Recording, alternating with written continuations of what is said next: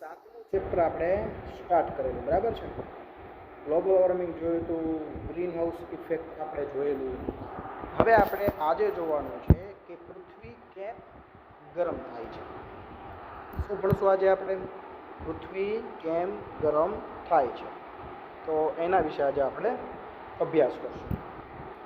તો જો અહીંયા આજે આપણને એવું કીધું છે, ગ્રીન હાઉસ ઇફેક્ટમાં સક્રિય ફાળો આપતા carbon dioxide, methane, nitrous oxide, chlorofluorocarbon જેને આપણે CFC કહીએ છીએ, હેલોકાર્બન એ ગ્રીન હાઉસ વાયુઓ તરીકે ઓળખવામાં આવે છે. આ વાયુઓનું પ્રમાણ વધવાથી આબોહવામાં પરિવર્તનનો પ્રશ્ન ઉદ્ભવ્યો છે. જો અહીંયા આપણને એવું કહેવા માગે છે કે આ બધા જે વાયુઓ છે એની નીચે તમારે ટીક કરવાનું છે, લાઈન કરવાની છે, બરાબર. આ બધા જે વાક્ય છે એમાં અંડરલાઈન કરવાની છે. એક છે કાર્બન ડાયોક્સાઇડ, બીજું છે મિથેન વાયુ, ત્રીજું છે નાઇટ્રસ ઓક્સાઇડ, એની પછી છે ક્લોરોફ્લોરોકાર્બન, CFC જેને આપણે કહીએ છીએ, હેલોકાર્બન. આ બધા વાયુઓ છે એ ગ્રીન હાઉસ વાયુઓ તરીકે ઓળખવામાં આવે છે. મતલબ કે આ બધા વાયુઓનું પ્રમાણ વધે એટલે આપણી જે આબોહવા છે ને એમાં પરિવર્તન આવે છે, બરાબર, જેને ક્લાઇમેટ ચેન્જ તરીકે ઓળખવામાં આવે છે. આ બધા વાયુઓનું પ્રમાણ વધે એટલે પૃથ્વીના તાપમાનમાં શું થાય છે? વધારો થાય છે, બરાબર છે. આ બધા વાયુઓનું પ્રમાણ વધે એટલે પૃથ્વીના તાપમાનમાં શું થાય છે? વધારો થાય છે. તમને એવો પ્રશ્ન પૂછાય 2 માર્ક્સની અંદર કે ભાઈ પૃથ્વી કેમ ગરમ થાય છે, તો એનો જવાબ તમારે લખવાનો, બરાબર. હવે જો આ વાયુઓના તમારે ખાલી શું યાદ રાખવાના છે? નામ જ યાદ રાખવાના છે, બરાબર. કાર્બન ડાયોક્સાઇડ છે, મિથેન છે, નાઇટ્રસ ઓક્સાઇડ છે, ક્લોરોફ્લોરોકાર્બન છે, બરાબર, હેલોકાર્બન છે. આ બધા વાયુનું પ્રમાણ પૃથ્વી પર વધતા પૃથ્વીના તાપમાનમાં વધારો થાય છે. આથી પૃથ્વી ગરમ થાય છે. આટલી વસ્તુ તમારે લખવાની છે. હવે જો અહીંયા આપણને એક સરસ મજાનું એક તારણ આપેલું છે. છેલ્લા 100 વર્ષોમાં પૃથ્વીના તાપમાનમાં 0.6 ડિગ્રી સેલ્સિયસનો વધારો થયો, બરાબર. મતલબ કે છેલ્લા 100 વર્ષમાં સરેરાશ આપણી પૃથ્વીનું તાપમાન કેટલું વધ્યું? તો કે 0.6 ડિગ્રી સેલ્સિયસનો શું થયો? વધારો. હવે જો અહીંયા આગળ તમને એક ચાર્ટ આપેલો છે, બરાબર.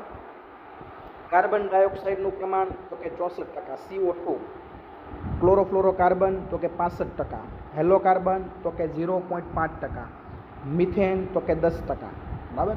હવે અહીંયા આગળ આપણને આ કોષ્ટક શેનું છે, આ ચાર્ટ શેનો છે? તો જો નીચે આપણને લખેલું છે કે વિશ્વનો દરેક માનવી 4.5 મેટ્રિક ટન કાર્બન ડાયોક્સાઇડ છોડે છે. એના માટેનો આપણને શું આપેલો છે? અહીંયા ચાર્ટ આપેલો છે. હવે જો અહીંયા એક આ વાક્ય છે ને એ ટીક કરજો. આજથી 100 વર્ષ પહેલાં CO2નું પ્રમાણ કેટલું હતું? તો કે 275 ppm હતું. ppmનો મતલબ થાય પાર્ટ પર મિલિયન. ppmનો મતલબ શું થાય? પાર્ટ પર મિલિયન. આજે કેટલું છે? 350 ppm છે. ppm છે ને એનો મિનિંગ જો આપણને અહીંયા પાછળ આપણને આપેલો છે કે ppm એટલે શું. તો જો અહીંયા આપેલું છે. આ જે છે ને આ આખું કોષ્ટકમાં જે માહિતી છે એ તમારે ટીક કરવાની છે, કારણ કે એ માહિતી તમારે શું યાદ કરવાનું છે? યાદ રાખવાનું છે. ppm એટલે પાર્ટ પર મિલિયન, 10 લાખનો એક ભાગ, બરાબર. એટલે કે 0.28% હોય તો 280 ppm થાય. એટલે જેટલા ટકા હોય ને 0.28 એની આગળ એક મીંડું લગાડી દેવાનું. આગળ 2 મીંડા હોય તો પાછળ કેટલા મીંડા લગાડવાના? 2 મીંડા લગાડવાના, બરાબર. આ એનો મતલબ થાય. ચલો હવે આપણે આગળ જોઈએ. છેલ્લા 150 વર્ષમાં પૃથ્વી પર વધેલ સરેરાશ તાપમાન કેટલું છે? તો જો એનો અહીંયા આપણને આંકડો આપેલો છે, બરાબર છે. 1860થી શરૂ કરી અને 2000માં જો સતત ચાર્ટની અંદર તમે જુઓ કે રેશિયો જે છે સતત ઉપર ચડતો જાય છે, ક્યાંય તમને નીચે જોવા નહીં મળે, બરાબર. વિચારો. તો જો આપણને સરસ મજાનો એક પ્રેક્ટિકલ પ્રયોગ આપેલો છે, એનાથી આપણને કંઈક વિચારવાનું કીધું છે. ચા કે શાકમાં ખાંડ કે મીઠું કેટલું નાખવું તે આપણે જાણીએ છીએ. જો ભૂલથી વધારે પડી જાય તો શું થાય? એવી જ રીતે આપણી પૃથ્વી પર વાતાવરણમાં વાયુઓનું પ્રમાણ પણ સંતુલિત છે. હવે જો કાર્બન ડાયોક્સાઇડ વાયુનું પ્રમાણ વધી જાય તો શું થાય? આપણને એક પ્રેક્ટિકલ ઉદાહરણ આપ્યું કે ભાઈ આપણે ચા બનાવીએ, આપણે ખાંડ બનાવીએ, તો એમાં તમે જુઓ કે ભાઈ ખાંડનું ચા બનાવીએ કે શાક બનાવીએ તો એમાં ખાંડનું પ્રમાણ કેવું હોય? લિમિટેડ હોય. આપણને ખબર હોય કે આમાં આટલી ખાંડ નાખવી જોઈએ જેથી ટેસ્ટ બરાબર આવે. પણ જો મીઠું શાકની અંદર અથવા ચાની અંદર ખાંડ આનું પ્રમાણ જો વધી જાય તો ટેસ્ટ કેવો થઈ જાય? બગડી જાય. કદાચ ક્યારેક અતિશય વધી જાય તો એ વસ્તુ ખાવા લાયક પણ રહે નહીં. તો એની જેમ આપણી પૃથ્વી પર દરેક વાયુઓ છે એનું સંતુલન જળવાઈ રહેવું જોઈએ. જો વાયુનું સંતુલન બગડી જાય, બરાબર છે, વાયુઓનું પ્રમાણ જળવાય નહીં તો પૃથ્વી પર આખું વાતાવરણ છે, હવામાન છે, આબોહવા છે કેવી થઈ જાય? બદલાઈ જાય. જેની આપણા ઉપર દરેક સજીવ પર એની અસર કેવી થાય? કે નેગેટિવ અસર. નીચેની સારણીનું વાંચન કરો અને વિચારો. આપણી પૃથ્વી કેમ ગરમ કરવામાં આપણે કેટલા જવાબદાર છીએ? મતલબ કે અહીંયા જો આપણને એક સરસ મજાનું કોષ્ટક આપ્યું છે. બરાબર, કોષ્ટકમાં જો કે ભાઈ આપણી પૃથ્વી જે ગરમ થઈ રહી છે, જે વિશ્વના તાપમાનમાં વધારો થઈ રહ્યો છે, તેમાં આપણો કેટલો ફાળો છે એના વિશે આપણે આ કોષ્ટક છે એની અંદર અભ્યાસ કરવાનો છે. તો પહેલાં આપણને વસ્તુ આપી છે, કેટલો સમયગાળો એ સમયનું આપણને માપન આપ્યું છે, અને કેટલા વાયુનું ઉત્સર્જન કેટલા પ્રમાણમાં કરીએ છીએ એનું પ્રમાણ માપ આપણને આપેલું છે. તો સૌથી પહેલાં તો થર્મલ પાવર સ્ટેશન જે 200 મેગાવોટનું હોય તો એમાં 1 વર્ષ દરમિયાન ગ્રીન હાઉસને ઇફેક્ટ કરતા વાયુઓ કેટલા પ્રમાણમાં ઉત્પન્ન થાય? તો કે 9 લાખ ટન. બરાબર, 1 વર્ષ 200 મેગાવોટનું થર્મલ જે સ્ટેશન છે એ આપણે ચલાવીએ તો 1 વર્ષની અંદર ગ્રીન હાઉસને ઇફેક્ટ કરતા 9 લાખ ટન વાયુઓનું શું કરીએ છીએ આપણે? તો કે ઉત્સર્જન કરીએ છીએ. આપણે કાર ચલાવીએ છીએ તો દર વર્ષે આપણે કાર દ્વારા કેટલા વાયુ ઉત્પન્ન કરીએ છીએ જે વાતાવરણને નેગેટિવ અસર કરે છે? તો કે 17 કરોડ ટન. તો વિચાર કરો કે આપણે કારથી કેટલું પ્રદૂષણ ફેલાવીએ છીએ. બરાબર, આપણે જે કાર ચલાવીએ છીએ એના દ્વારા આપણે કેટલું પ્રદૂષણ ફેલાવીએ છીએ. આપણે એસીનો ઉપયોગ કરીએ છીએ તો તમે દરરોજ 2 કલાક એસીનો ઉપયોગ કરો, સરેરાશ 2 કલાક, તો 24 કલાકની અંદર તમે કેટલા કિલોગ્રામ? તો કે 2230 કિલોગ્રામ પર્યાવરણને નુકસાનકારક વાયુઓ શું કરીએ છીએ? આપણે ઉત્પન્ન કરીએ છીએ. ટીવી દ્વારા 24 કલાકમાં તો કે 190 કિલોગ્રામ. જો તમે વિચાર કરો ટ્યુબલાઇટનો અતિશય વધારે પડતો ઉપયોગ પણ પર્યાવરણ માટે કેવું છે? જોખમકારક છે. એક દિવસમાં ટ્યુબલાઇટ દ્વારા કેટલા કિલોગ્રામ? તો કે 88 કિલોગ્રામ.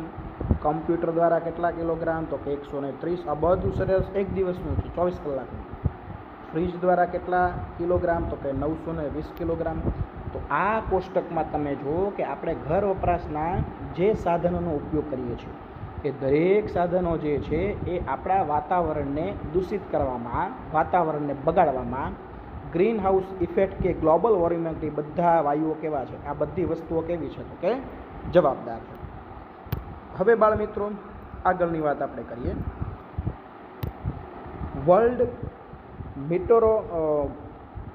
વર્લ્ડ મિટિયોરોલોજિકલ ઓર્ગેનાઇઝેશન, જેને ટૂંકમાં કહેવાય WMO, એ વિશ્વ હવામાન સંસ્થા છે. આ વાક્ય તમારે ટીક કરવાનું છે. World meteorological organisation WMO. તમને એવો પ્રશ્ન પૂછાય કે ભાઈ વિશ્વ હવામાન સંસ્થા કઈ, તેના વિશે માહિતી આપો, તો તમારે આના વિશે માહિતી આપવાની રહેશે. એ જણાવે છે કે ઈસવીસન 1850થી 2008 વર્ષનું સમુદ્ર અને જમીન સપાટો પરનું સંયુક્ત તાપમાન કેટલું હતું? તો કે 0.31 ડિગ્રી સેલ્સિયસ હતું, જે 1961થી 90ના ગાળામાં સરેરાશ તાપમાન કરતાં કેવું હતું? વધારે હતું. જો આ વિશ્વ હવામાન સંસ્થા છે ને એને એક તારણ કાઢ્યું કે ભાઈ પૃથ્વીના તાપમાનમાં કેટલો વધારો થયો, તો એણે એવું કીધું કે ભાઈ 1850થી 2008 સુધીનું જે સરેરાશ જમીન અને સમુદ્ર પરનું તાપમાન હતું એ 0.31 ડિગ્રી સેલ્સિયસ હતું ભૂતકાળમાં. ક્યાં સુધી? 2008 સુધી. પણ 61થી 1990ના સમયગાળામાં આ જે તાપમાન હતું 0.31 ડિગ્રી સેલ્સિયસ, એના પ્રમાણમાં શું થયું છે? તો કે વધારો થયો છે. આ કોણ કહે છે આપણને? વિશ્વ હવામાન સંસ્થા કહેવા માંગે છે. હવે થોડી ઘણી મિથેનની વાત કરીએ આપણે. CH4 ઈસવીસન 1750માં 315 ppmમાંથી 2005ની અંદર 1764 ppm જેટલો ધરખમ મિથેનની અંદર શું થયું? વધારો. જો મિથેન વાયુનું પ્રમાણ વધ્યું, હવે આપણે આગળ જ ભણી ગયા કે ભાઈ મિથેન વાયુનું પ્રમાણ વધે એટલે પૃથ્વીમાં મિથેન વાયુ છે એ ગ્લોબલ વોર્મિંગને અસર કરતો વાયુ છે, જેનાથી પૃથ્વીના હવામાનમાં, આબોહવામાં, તાપમાનમાં શું આવે છે? ફેરફાર આવે છે. એક વ્યક્તિ પ્રતિદિન જે વસ્તુઓ ગ્રહણ કરે છે તેમાંથી લગભગ 80% વાયુ હોય છે. એક વ્યક્તિ પ્રતિદિન 22,000 વખત શ્વાસ લે છે. એક વ્યક્તિ પ્રતિદિન ઓક્સિજન યુક્ત વાતાવરણમાંથી 16 કિલો વાયુનું સેવન કરે છે. જો આ છે ને તમારે પૂછાય નહીં, પણ આ માત્ર છે ને એ જાણકારી માટે આપણને આપ્યું છે કે આપણે જે વસ્તુનું ગ્રહણ કરીએ છીએ ને એમાંથી બાળકો 80% તો વાયુઓ છે. આપણે જે વસ્તુનું ગ્રહણ કરીએ છીએ એમાંથી 80% આપણે શું ગ્રહણ કરીએ છીએ? વાયુઓ ગ્રહણ કરીએ છીએ. એક વ્યક્તિ છે ને 12,000 વખત શ્વાસ લે એક દિવસમાં. પ્રતિ વ્યક્તિ એક દિવસમાં કેટલા શ્વાસ લે? 12,000 વખત શ્વાસ લે છે. હવે એમાંથી આપણે વાતાવરણમાંથી જે શ્વાસ લઈએ ને એમાંથી ઓક્સિજન આપણે લઈએ છીએ, તો એક દિવસમાં આપણે કેટલો ઓક્સિજન ગાયબ કરી દઈએ છીએ આપણા પેટની અંદર, આપણા શ્વસન તંત્રની અંદર? તો કે 16 કિલોગ્રામ. કેટલો ઓક્સિજન આપણે લઈએ છીએ? તો કે 16 કિલોગ્રામ ઓક્સિજન છે એનું આપણે શું કરીએ છીએ? સેવન કરીએ છીએ. હવે જો આપણને એક કોષ્ટક આપેલું છે અને એ કોષ્ટક દ્વારા આપણને માહિતી આપી છે કે મિથેન વાયુનું ઉત્સર્જનના સ્ત્રોતો કયા કયા છે. તો સૌથી પહેલાં કીધું છે પશુઓના ઉચ્છ્વાસ અને ચયાપચયની ક્રિયા દ્વારા, એની જે પાચનની ક્રિયા થાય છે પશુઓની, અને એનો જે ઉચ્છ્વાસ છે, શ્વાસોશ્વાસની ક્રિયા, એના દ્વારા કેટલો મિથેન વાયુ ઉત્પન્ન થાય? તો કોઈ 24 કરોડ ટન. આપણે ડાંગરની, ચોખાની ખેતી કરીએ છીએ તો એના દ્વારા કેટલો મિથેન વાયુ ઉત્પન્ન થાય છે? 15 કરોડ ટન.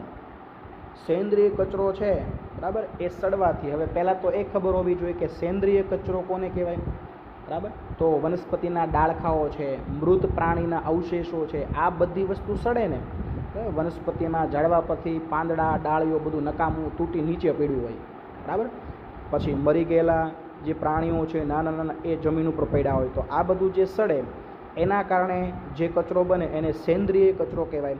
તો આ સેન્દ્રિય કચરો સડવાથી કેટલો મિથેન વાયુ ઉત્પન્ન થાય છે? તો કે 7 કરોડ ટન. તો આ કોષ્ટક દ્વારા આપણને ખબર પડે કે ભાઈ મિથેન વાયુ જે છે એ એના ઉત્પન્ન કરનાર આ બધા શું છે? તો કે આ બધા છે સ્ત્રોતો છે. હવે જે રીતે મિથેન વાયુ વિશે આપણે ભણ્યા એ જ રીતે આપણે ભણવું છે નાઇટ્રસ ઓક્સાઇડ. કારણ કે નાઇટ્રસ ઓક્સાઇડ છે એ પણ ક્લાઇમેટ ચેન્જ માટે કેવો છે? જવાબદાર છે. આપણું પૃથ્વીનું વાતાવરણ ચેન્જ માટે કેવો છે? જવાબદાર છે. નાઇટ્રસ ઓક્સાઇડનું પ્રમાણ 270 ppmથી વધીને હાલ કેટલું થયું છે? 319 ppm થયું છે. કેટલું થયું છે? 319 પાર્ટ પર મિલિયન. તો જો એનું પ્રમાણ એ વધ્યું તો નાઇટ્રસ ઓક્સાઇડ છે એ પણ ગ્લોબલ વોર્મિંગ માટે જવાબદાર વાયુ છે. એનું પ્રમાણ વધે એટલે પણ પૃથ્વીના તાપમાનમાં શું થાય છે? વધારો થાય છે.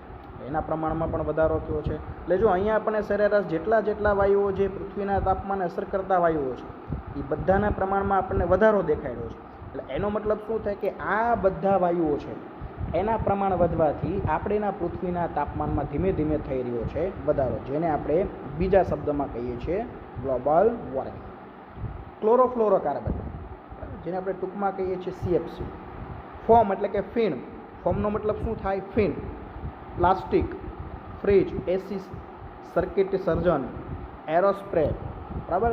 એરોસેલ સ્પ્રેનો મતલબ શું થાય? 1 માઇક્રોનથી 10 માઇક્રોન આકાર ધરાવતા સૂક્ષ્મ કણો એને એરોસેલ કહેવાય છે, બરાબર. તો આ બધા કાર્બન, ક્લોરોફ્લોરોકાર્બનના પ્રમાણમાં વધારો કરે છે. તમને એવો પ્રશ્ન પૂછ્યો હોય કે ભાઈ ક્લોરોફ્લોરોકાર્બનના પ્રમાણમાં કેવી રીતે વધારો થયો છે, એના કારણો જણાવો, તો તમારે આ બધા કારણો લખવાના.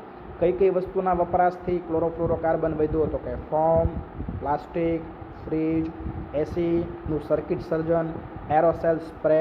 તો આ બધાના પ્રમાણ વધવાથી ક્લોરોફ્લોરોકાર્બનના પ્રમાણમાં શું થઈ રહ્યું છે? તો કે વધારો થઈ રહ્યો છે.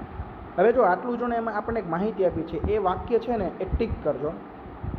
13 જાન્યુઆરી 1995ના યુનોના સંયુક્ત ઠરાવથી દર વર્ષે 16 સપ્ટેમ્બરને કયા દિવસ તરીકે ઉજવવાનું નક્કી કર્યું? તો કે વિશ્વ ઓઝોન દિવસ. એટલે ખાલી આપણે શું લખવાનું? ઓઝોન દિવસ. બરાબર. એટલે તમને એવું પૂછાય કે ઓઝોન દિવસ કયા દિવસને ઓઝોન દિવસ તરીકે ઉજવવામાં આવે છે, તો તમારે જવાબ શું લખવાનું છે? 16 સપ્ટેમ્બર. કયા દિવસને ઓઝોન દિવસ તરીકે ઉજવવામાં આવે છે? 16 સપ્ટેમ્બર. અને ત્યાર પછી આપણને કીધું છે 2007નું વર્ષ 1980 પછીનું સૌથી વધુ ગરમ વર્ષ. આપણ ટીક કરી નાખો. આપણ પૂછાય કે ભાઈ 1980 પછી સૌથી વધારેમાં વધારે ગરમા ગરમ જો કોઈ વર્ષ હોય, ગરમા ગરમ, તો એ કયું વર્ષ હતું? તો તમારે જવાબ લખવાનું છે ઈસવીસન 2007. તો હવે અહીંયા આપણે આ જે ગ્લોબલ વોર્મિંગના જે કારણો છે કે ભાઈ કયા કયા એવા વાયુઓ છે કે જેના કારણે ગ્લોબલ વોર્મિંગમાં વધારો થઈ રહ્યો છે, તો એના વિશે આપણે માહિતી મેળવી. હવે એની પછી આપણે ભણશું કે ભાઈ ગ્લોબલ વોર્મિંગ થાય તો કેવી કેવી અસરો થાય. સરસ મજાની એની અસરો છે, એ અસરો જોશું. અને એની પછી આપણે જોવાનું છે કે ગ્લોબલ વોર્મિંગની જે અસરો છે એનાથી બચવા આપણે શું કરવું જોઈએ, એટલે કે ગ્લોબલ વોર્મિંગથી બચવાના ઉપાય. અને છેલ્લી આપણી ટૂંક નોંધ છે પર્યાવરણને બચાવવા વૈશ્વિક નીતિ. આટલા મુદ્દાઓ આપણે જોઈએ એટલે આપણું ચેપ્ટર આ થઈ જશે. તો આજે આપણે કેટલા મુદ્દા જોયા, ફરીવાર એક વખત તાજું કરી લઈએ. સૌથી પહેલાં તો પૃથ્વી કેમ ગરમ થાય છે, તો એમાં પૃથ્વીને ગરમ કરનારા વાયુઓ વિશે આપણે અભ્યાસ કર્યો. પછી આપણે પાર્ટ પર મિલિયન ppm એટલે શું એના વિશે માહિતી મેળવી. પછી આપણે કોષ્ટક જોયું કે જે ગ્રીન હાઉસને અસર કરતા વાયુઓ છે, જે ઉત્પન્ન કરનારા જે સ્ત્રોતો છે જેનો આપણે ઉપયોગ કરીએ છીએ એના વિશે માહિતી જોઈ. ત્યારબાદ મિથેન વાયુ વિશે જોયું, નાઇટ્રસ ઓક્સાઇડ વિશે જોયું અને ક્લોરોફ્લોરોકાર્બન વિશે જોયું કે ભાઈ આ બધા વાયુઓ છે એ આપણી પૃથ્વીને ગરમ કરવા માટે કેવા કેવા જવાબદાર છે. તો આટલી માહિતી આપણે આજે મેળવી. તો હવે નેક્સ્ટ લેક્ચરની અંદર ગ્લોબલ વોર્મિંગની અસરો આપણે જોઈ અને ગ્લોબલ વોર્મિંગ અસરો આપણે જોવાની છે અને ગ્લોબલ વોર્મિંગથી બચવાના આપણે ઉપાયો જોવાના છે. મિત્રો, એ મુદ્દા ખૂબ જ અગત્યના છે. હવે એમાંથી હું તમને બધા મુદ્દા ભણાવીશ, પણ તમારે બધા મુદ્દા તૈયાર કરવાના નથી. માત્ર ને માત્ર તમારે જો તૈયાર કરવાના હોય તો એમાંથી 8 મુદ્દા તૈયાર કરવાના રહેશે. હવે કયા 8 મુદ્દા તૈયાર કરવા એની આપણે પછી ચર્ચા કરશું. તો અહીંયા આગળ આપણો આજે બીજો લેક્ચર છે ચેપ્ટર 7નો, એ આપણે અહીંયા સ્ટોપ કરીએ છીએ. હવે આજનું હોમવર્ક છે એ દરેક બાળકો તમે નોટ કરી લેશો. ઓકે, બાય, આવજો.